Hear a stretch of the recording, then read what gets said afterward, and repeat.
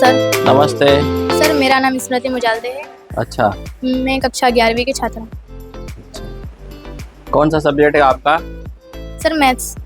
Maths है। आपका शुभ sir नाम? मेरा नाम सदाशिव सुखदेव पेंडारे है। मैं कक्षा 11वीं का स्टूडेंट हूँ और मैं गणित का स्टूडेंट हूँ सर। अच्छा अच्छा।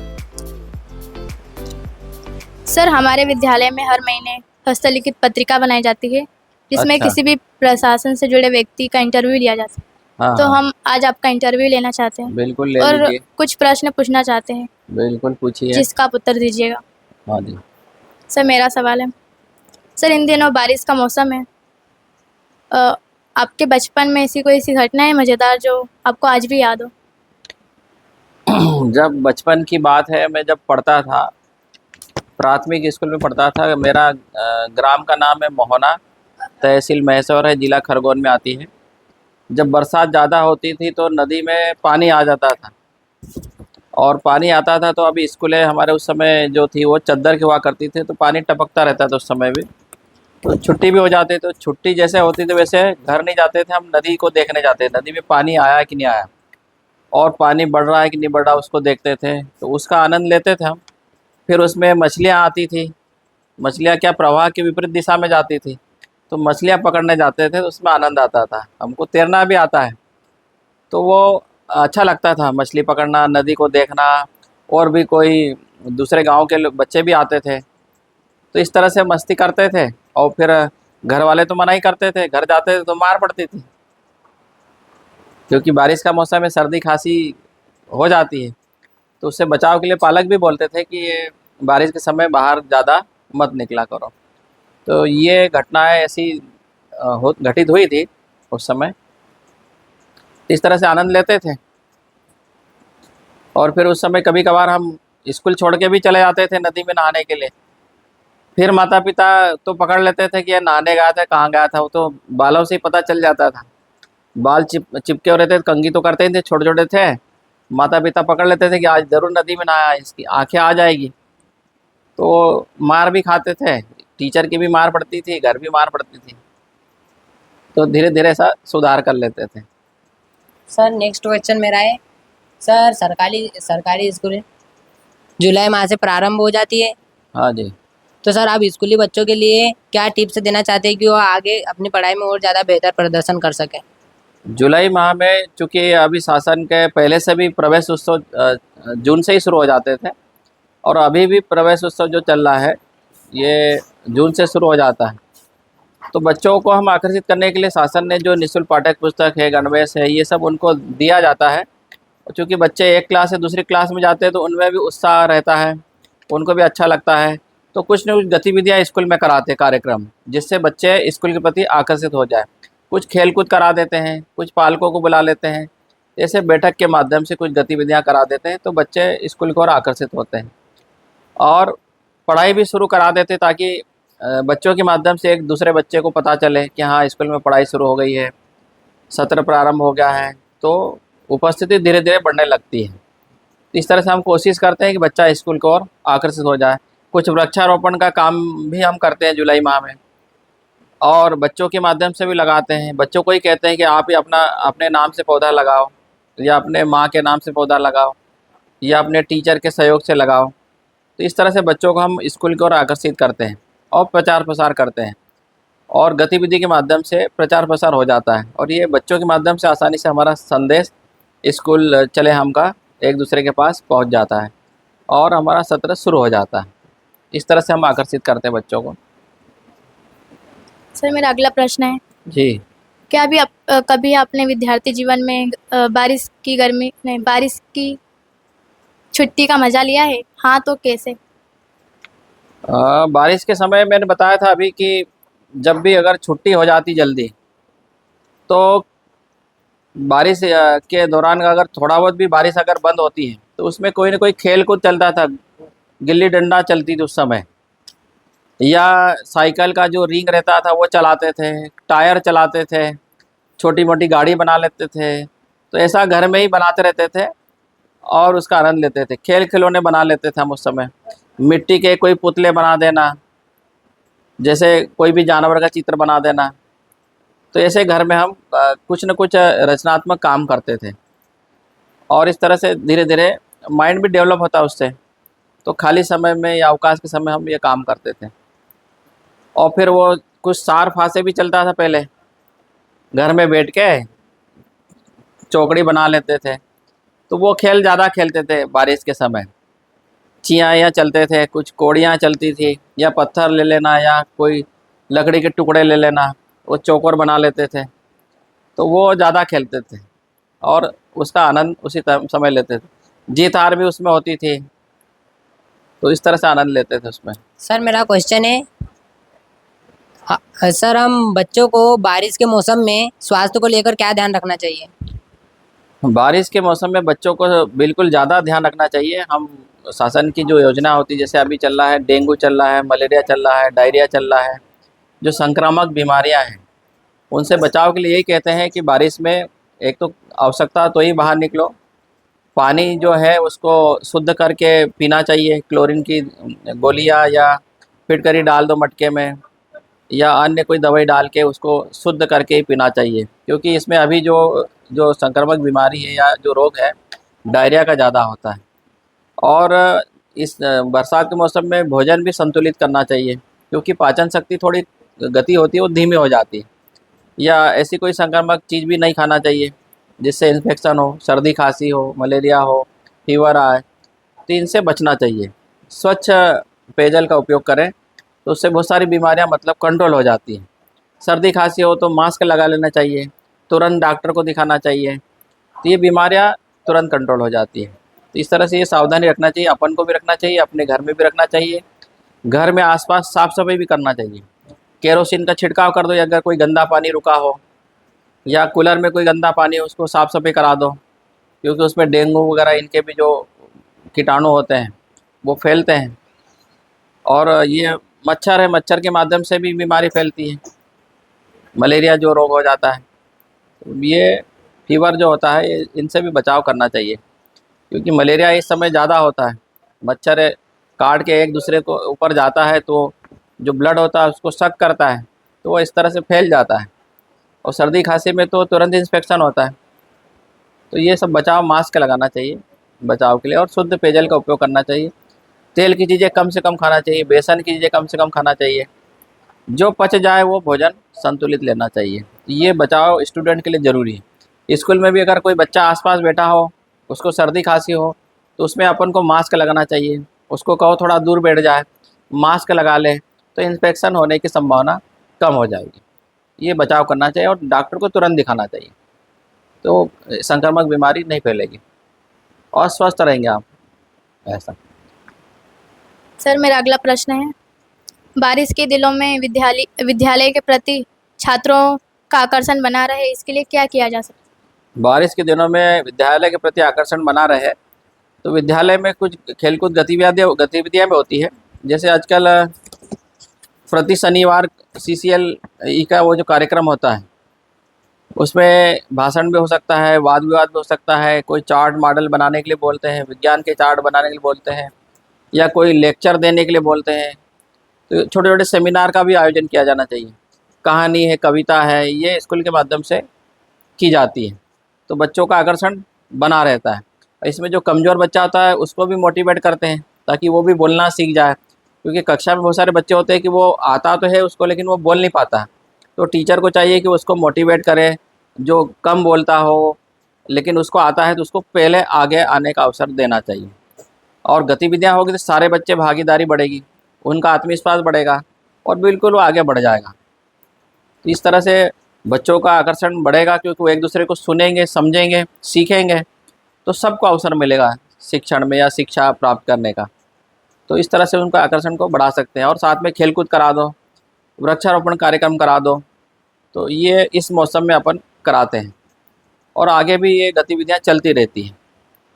तो ये कराने से अपना बच्चों का आकर्षण बिल्कुल बढ़ेगा। बच्चा जो नहीं पढ़ा है वो भी पढ़ने लगेगा। सर मेरा अगला क्वेश्चन है, सर बच्चों को प्रकृति से जुड़े रहने के लिए हम क्या प्रयास कर सकते हैं? प्रकृति से जोड़ने के लिए, चूँकि आप देखते हैं कि पर्यावरण प्रदूषण दिनों दिन बढ़ता जा रहा है। आसपास देखते हैं बहुत सारी फैक्ट्रियाँ खुल गई हैं, तो उनसे प्रदूषण होता है, वाहनों से होता है, आसपास कोई गंदा कूड़ा करकट हो उससे भी होता है। तो जो गंदगी है अपने आसपास, नगर में हो, घर में आसपास, पहले तो उसको डिस्ट्रॉय करने के लिए कहीं ना कहीं दूर उसको गड्ढे में डाल देना चाहिए, ताकि उससे वो उपजाऊ खाद बन जाए। और पर्यावरण में टेम्परेचर भी बढ़ रहा है, तो इसके लिए हमको अधिक से अधिक हर घर में जितने सदस्य हो, कम से कम एक एक पौधा भी उनको लगाना चाहिए। जहाँ भी जगह खाली हो, चाहे खेत में हो, चाहे घर के आसपास हो, चाहे मैदान में हो, खलिहान में हो, सब जगह पौधे लगाना चाहिए। क्योंकि पौधे लगाने से पर्यावरण स्वच्छ होगा, ऑक्सीजन बढ़ेगी, संतुलन बढ़ेगा, वातावरण शुद्ध रहेगा और सभी स्वस्थ रहेंगे। तो ये गतिविधियाँ अपन करा सकते हैं, ताकि बच्चा प्रकृति से जुड़ा रहे। क्योंकि अब देखते हैं कि प्रकृति में बहुत सारे संसाधन भी होते हैं, तो उनको भी बचाना है। तो इसलिए सबकी भागीदारी इसमें ज़रूरी है। और अगर वो एक बच्चे को अगर कहेंगे वो पौधा लगाए, तो दूसरा भी लगाए, सबको मोटिवेट करते जाएंगे। तो जितने अधिक से अधिक पौधे लगाना है वो लगाना चाहिए। हर बच्चे को ये दायित्व भी सौंपा जाना चाहिए कि इस पौधे की देख रेख जितने साल भी आप स्कूल पढ़ो, कक्षा 1 से लगा के 12वीं तक, तो धीरे धीरे उनको सिखाना चाहिए। तो सभी जब सीखेंगे और लगाएंगे तो पौधे अधिक अधिक लग जाएंगे, तो पर्यावरण का संतुलन भी बनेगा, वातावरण शुद्ध बना रहेगा, किसी प्रकार प्रदूषण नहीं होगा। तो ये अपन गतिविधि करा सकते हैं और करना चाहिए। सर मेरा अगला प्रश्न है, अत्यधिक बारिश होने पर ग्रामीण क्षेत्रों में सरकारी स्कूलों के शिक्षक स्कूल नहीं पहुंच पाते या देरी से पहुंचते हैं, तो आप इसे कैसे देखते हैं? सरकारी स्कूलों में आप देखा है कि अपन बहुत सारे जगह ऐसे ग्रामीण दूरस्थ क्षेत्र हैं जहाँ पे नदी नाले भी हैं। वर्षा ज़्यादा होती तो नालों में पानी आ जाता है। तो इसमें तो मैं यही सूचना देना चाहूँगा पहले कि यदि नदी नालों में पानी आ जाता है तो बच्चों को, एक तो पालक को चाहिए कि वो बच्चे को स्कूल रोक ले, जाने नहीं दे उस दिन। क्योंकि आजकल घटनाएं बढ़ रही है। अभी बहुत सी जगह देखने को मिलता है कि बच्चे सीधे नदी पार करने लग जाते हैं। बड़ी नदियाँ होती, कुछ छोटी होती हैं, तैरना आता नहीं है। तो जब अपन को ये नहीं आता है तो ऐसे रिस्क नहीं लेना चाहिए। तो अगर पानी है नदी नालों में तो उसको पार बिल्कुल नहीं करना चाहिए, घर ही रहना चाहिए। जब उतर जाए उसके बाद जा सकते हैं, भले थोड़ा लेट हो जाए। और टीचर इसलिए नहीं आ पाते कि उनके लिए भी दिक्कत अवरोध है, बहुत से दूरस्थ क्षेत्रों में वाहन सुविधा नहीं है। तो हम कोशिश ये करते कि जो स्थानीय टीचर है वो कम से कम शाला का संचालन अच्छे से करें और पढ़ाई लिखाई कराएं। तो इस तरह से उनको सुझाव ये देना चाहते हैं कि वो भी कोशिश करें कि जब पानी उतर जाए नदी नालों में तब स्कूल चला जाए, लेकिन जाए अपना कर्म करे, भले 1 घंटा जाके पढ़ाए। तो वो भी बच्चों के लिए बहुत कीमती समय होता है। टीचर जो भी बताता है वो बच्चों के लिए बहुत लाभकारी रहता है। तो इस तरह से हम उनको देखते हैं और सुधार करते हैं। तो स्थानीय टीचर को प्राथमिकता देते हैं कि वो लगा लें, व्यवस्था कर देते हैं हम, ताकि बच्चों का काम प्रभावित न हो और शिक्षण कार्य चलता रहे। सर मेरा नेक्स्ट क्वेश्चन है, सर सरकारी स्कूलों में विशेषकर प्राथमिक व माध्यमिक शालाओं में शिक्षा की गुणवत्ता दयनीय है, इसके क्या कारण हो सकते हैं सर? वैसे प्राथमिक और माध्यमिक जो स्कूलें हैं उसमें शिक्षा की स्थिति दयनीय तो नहीं है, कुछ परसेंट हो सकता है, 5-10% मान सकते हैं कमज़ोर हो सकता है। लेकिन अधिकांश जगह तो शिक्षक भी है, रिक्त पद है तो शिक्षक, अतिथि शिक्षक भी रखे गए हैं और पढ़ाई लिखाई अच्छी हो रही है। कक्षा 1, 2, 3 में तो FLN कोर्स चल रहा है आजकल, है ना, फाउंडेशन लिटरेसी एंड न्यूमरेसी वाला चल रहा है। तो उसमें तो जो TLM होता है, टीचिंग लर्निंग मटेरियल, उसके माध्यम से सिखाते हैं। और वो ज्ञान जो टीचिंग लर्निंग मटेरियल के माध्यम से अगर सिखाते हैं तो वो ज्ञान स्थायी होता है, वो एक्टिविटी बेस्ड होता है। तो बच्चा उससे सीख जाता है और क्वालिटी युक्त शिक्षण हो रहा है, इतना कमज़ोर नहीं है वो। 5-10% हो सकता है जहाँ पे टीचरों की ज़्यादा कमी हो, दूरस्थ क्षेत्र हो। बाकी स्थिति अभी तो अच्छी है। इस बार भी हमारा रिजल्ट 93% का लगभग रहा, 5वीं और 8वीं का। तो दयनीय नहीं है, अपनी स्थिति बहुत अच्छी है और सुधार के प्रयास शासन द्वारा बार बार किया जा रहा है। हर बार कुछ न कुछ नई एक्टिविटी कराते हैं ताकि उस शिक्षण में सुधार हो जाए, क्वालिटी बढ़े, बच्चा भी इम्प्रूवमेंट करे और आगे बढ़े। सुधार हुआ है, कमज़ोर नहीं है। सर मेरा अगला सवाल है, आप आपके जीवन में किसे आदर्श मानते हैं और क्यों? मैं अपने जीवन में अपने गुरु को ही आदर्श मानता हूँ, जो प्राइमरी शिक्षा से मुझे यहाँ तक पहुँचाया है। और ऐसे बीच बीच में गुरु आए, मतलब प्राइमरी मिडिल स्कूल पे, जो योग्यता में तो अच्छे हाईएस्ट थे, MSc मतलब पोस्ट ग्रेजुएट थे, लेकिन वो प्राइमरी में मिडिल में पढ़ाते थे। तो उन टीचरों से मैं संपर्क में रहता था। उनके जिस ग्राम के थे उसी ग्राम में मैं रहता था। तो ग्राम में रहने से वो कोई ना कोई काम बताते थे शाम को, जब स्कूल से वापस आ जाते कि बेटा ये काम कर दो, ये पानी ले आओ या कोई सामान ले आओ। तो मैं गुरु के प्रति मतलब लगाव था मेरा, गुरु को अपना आदर्श मानता हूँ। वो हमारे एक गुरु है, डोंगले साहब हैं, यही है अपने पीपलिया बुजुर्ग में। और उन्होंने मुझे, उनकी स्कूल का मैं स्टूडेंट नहीं था, किसी और दूसरी स्कूल का था, लेकिन उनको ऐसा लगा कि ये बच्चा कुछ कर सकता है आगे, तो कुछ न कुछ काम बताते थे इस बहाने और बोलते थे कि तुमको कोई समझ में नहीं आया। उनका विषय गणित था, तो वो मुझे गणित कभी कभार बताते थे, इंग्लिश भी बताते थे। तो मैं उनके प्रति लगा रहा, तो उन्होंने मुझे अच्छा मार्गदर्शन दिया और उनके मार्गदर्शन से मैं धीरे धीरे ज़िले तक आ गया और मैं उनके बताए मार्ग पे चलता था। उन्होंने कहा कि निरंतर अभ्यास करो, निरंतर पढ़ाई करो, अपनी कार्य योजना बनाओ, कार्य योजना के अनुसार काम करो तो सफलता मिलेगी। और मुझे मिली है और मैं संतुष्ट हूँ और मैं प्रयास करता हूँ। अपने ज़िले के लिए भी मैं प्रयास कर रहा हूँ, मतलब अधिक से अधिक समय दे रहा हूँ।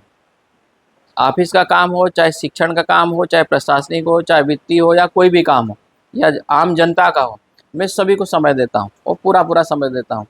आप देख भी सकते, कभी मेरे ऑफिस में आ सकते हो, मैं आपको उपलब्ध मिलूँगा।